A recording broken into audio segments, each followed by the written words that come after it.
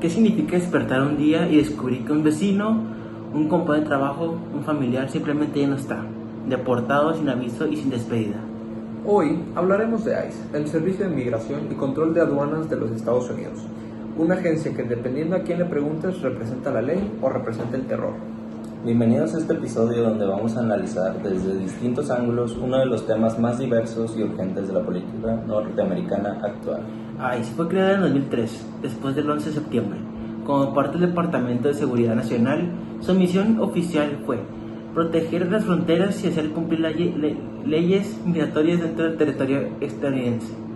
Pero en la práctica, su presencia ha generado uno de los debates más intensos de los últimos años, cuando la aplicación de la ley se convierte en injusticia. Y eso es exactamente lo que intentaremos responder hoy, con datos, voces reales y con honestidad. El problema central es este: millones de personas que viven en Estados Unidos sin documentos migratorios.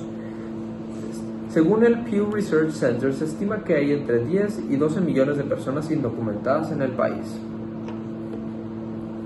Muchas de ellas llevan décadas construyendo una vida aquí, pagando impuestos, criando hijos ciudadanos americanos, siendo parte fundamental de industrias como la agricultura, la construcción y los servicios.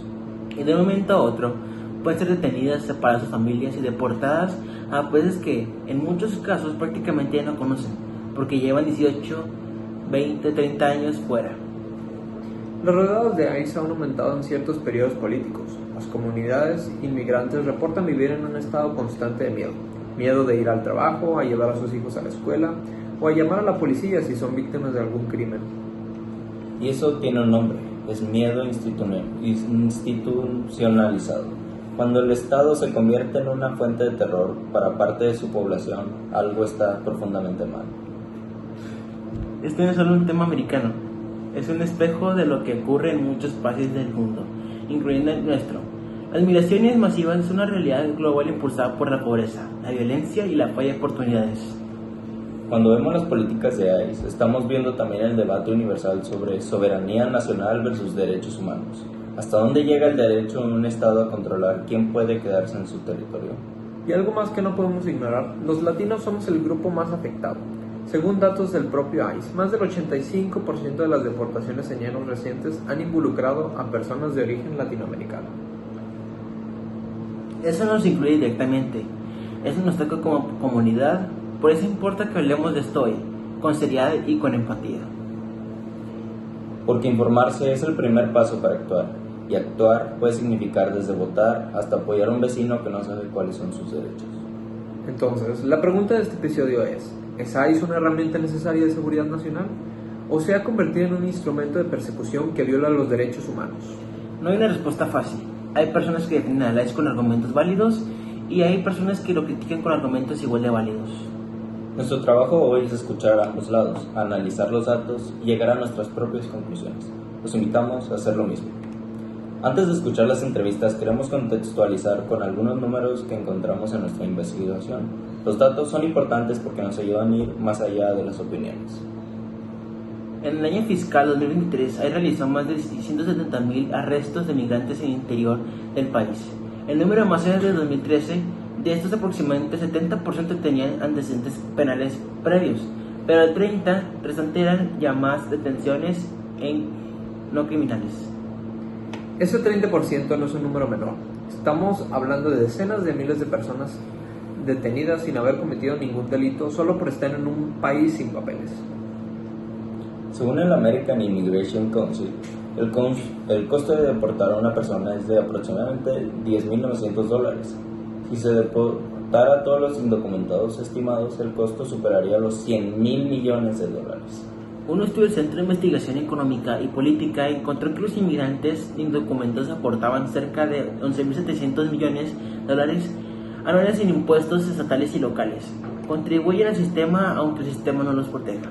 Y quizás el dato más perturbador: en 2018 y 2019, la política de tolerancia cero resultó en la separación de más de 5.500 niños de sus padres en la frontera. Niños que en algunos casos no han sido reunidos con sus familias. 5.500 niños. Eso no es política migratoria, eso es una crisis humana. Le preguntamos a alguien qué opina del tema. Por privacidad la llamaremos. ¿Qué opinas acerca de la situación de ICE? Se me hace muy violenta porque creo que abusa mucho de su poder y de lo que están haciendo. Yo creo que puede haber diferentes soluciones y mejor maneras de arreglarlo. Muchas gracias. Gracias, por esta valiosa opinión. Consultamos a una persona de México que opina acerca de las operaciones ICE. ¿Crees que la forma de actuar de ICE está bien? No, ¿Por qué? porque están inculpando a muchas personas que no tienen nada que ver con el tema, principalmente pues, personas latinoamericanas o de otros países, que para mí no se me hace justo que se saquen a los niños de kinder, nomás por tener sangre latina o tener un porcentaje latino y quererlos deportar sin ellos tener la culpa. Ellos nacieron allá y son estadounidenses. Muchas gracias. Un punto clave sin orden judicial. Eso significa que los derechos que muchos asumimos como básicos no aplican de la misma manera que personas inmigrantes. Igualmente preguntamos a una persona documentada viviendo en Estados Unidos. Es importante escuchar este lado también. ¿Qué opinas sobre la situación de ICE en Estados Unidos? Pues opino que algunas personas lo apoyan por la seguridad que brinda y pues algunas critican por el trato de los inmigrantes, o sea que pues en alguna parte está bien y de alguna parte está mal. Muchas gracias. De nada. Un argumento que escuchamos mucho, la discusión sobre soberanía y cumplimiento de la ley es legítima. El debate está en cómo se aplica esa ley. Le preguntamos a un joven hispano, hijo de inmigrantes, nacido en Estados Unidos, sobre cómo vive en esta realidad. ¿Crees que la forma de actuar de ICE está bien? Sinceramente no, porque siento que usan de métodos demasiado bruscos con todas las personas, ya que lo están, digamos, llevando a otra parte sin su consentimiento, a pesar de, digamos, no tener los papeles.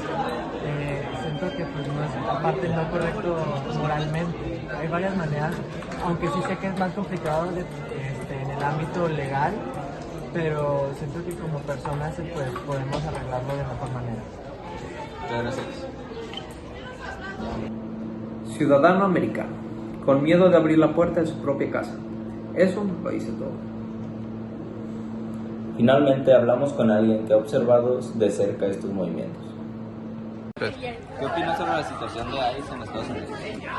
La verdad es que es un grupo de personas que no tienen consideración por la vida humana. Para mi gusto deberían quitarlos y quitarles su cargo porque sí le están haciendo mucho daño a las personas. Muchas gracias. Niños que van a la escuela con un plan de emergencia, por si deportan a sus padres, eso no es política, es vivir con miedo permanente. Después de investigar, leer y escuchar todas esas voces, queremos compartir nuestra perspectiva como equipo. No pretendemos tener la verdad absoluta, pero sí una opinión informada. Creemos que en ningún país puede existir sin reglas migratorias. El control de quién entra y bajo qué condiciones es una función legítima del Estado. Eso no está en discusión. Lo que sí está en discusión es cómo se ejercen esos controles. Hay una diferencia fundamental entre aplicar ley con dignidad y aplicarla con miedo, entre deportar a personas con antecedentes criminales y separar a un padre de sus hijos, después de 18 años de trabajo honesto. El sistema migratorio de Estados Unidos está roto, tanto liberales como conservadores. Lo admiten. Hay personas que llevan décadas esperando su residencia legal sin obtenerla. El problema es no solo ICE, es un sistema político que no ha podido generar una solución.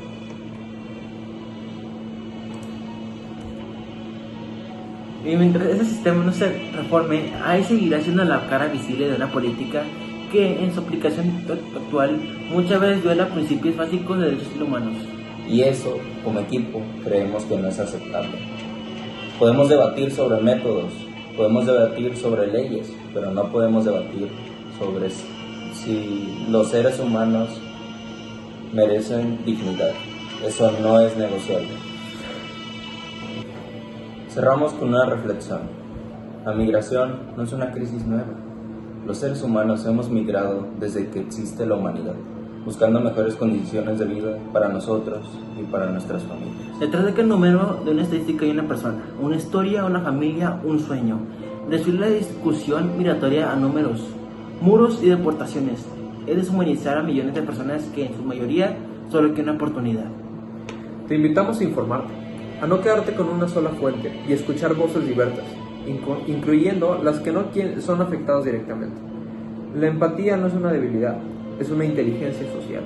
Si conoces a alguien en una situación migratoria vulnerable, infórmale sobre sus derechos. Tiene derecho a no abrir la puerta sin una orden judicial. Tiene derecho a no firmar documentos sin un abogado. Tiene derecho a llamar a un cónsul. Esos derechos existen incluso para las personas sin documentos. Gracias por escucharnos. Esto fue The Icebusters. Si este episodio te hizo pensar, compártelo. La información es la primera forma de resistencia. Y recuerda, detrás de cada política hay personas reales. No lo olvides. Hasta la próxima. Bye. Bye.